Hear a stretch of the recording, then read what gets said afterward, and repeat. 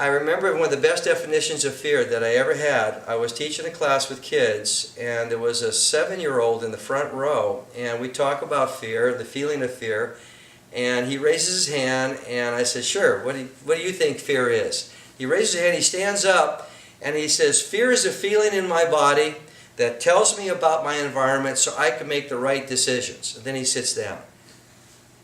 I was dumbfounded. I mean, I've spent a lot of time researching this whole phenomenon called fear. I had never heard a more non-judgmental, accurate perception of fear. And I had to repeat it again. I mean, that was like 20 years ago, and I still use that as my main definition. It's a feeling in our bodies. It's not a bad feeling. It's not a good feeling. It's just a feeling in our bodies that's talking to us. The problem that I've seen it is that our perception, our belief structure around this feeling in our body is what's out of whack. And it's literally a phone call, what I call from our warrior spirit, getting our attention. Fear will get your attention. It'll grab you.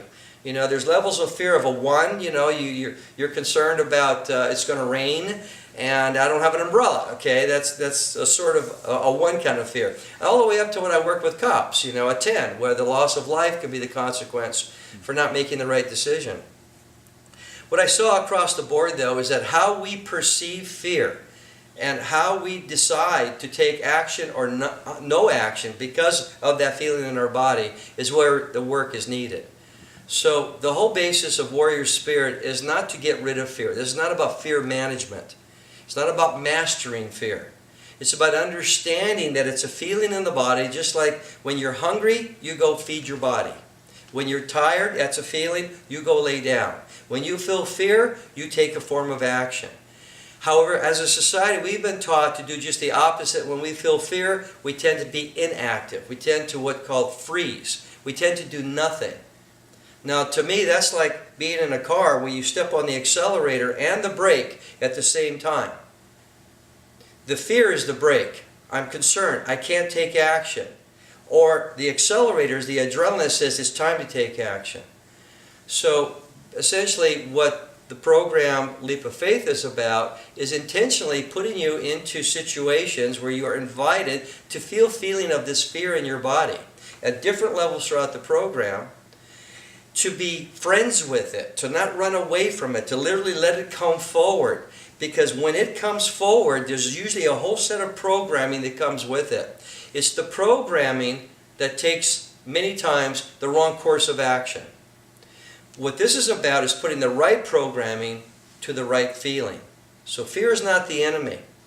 Fear is really a friend, like my little friend said. It's just a feeling in the body that talks to us. What this is about is when that feeling comes, like a phone call, you're not afraid to pick it up and listen to the message on the other side. And it's having the courage to listen to that message, interpret it, and then take the next step. So for the police officers, maybe it was taking the next step in the appropriate form of action that could save a life.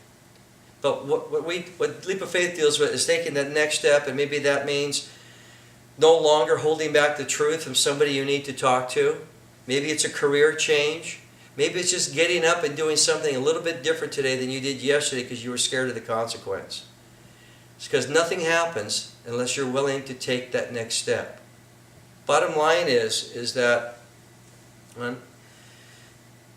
if you want what you've never had, you're going to have to do what you never did. And what that means, and usually what comes up when it comes time to take this next step, to do something you've never done, usually fear will come forward. Not as a reason to stop you, but to make you more aware, a heightened sensitivity to it, to literally help you be more present so that when you take that next step, whatever it is, it's the right step.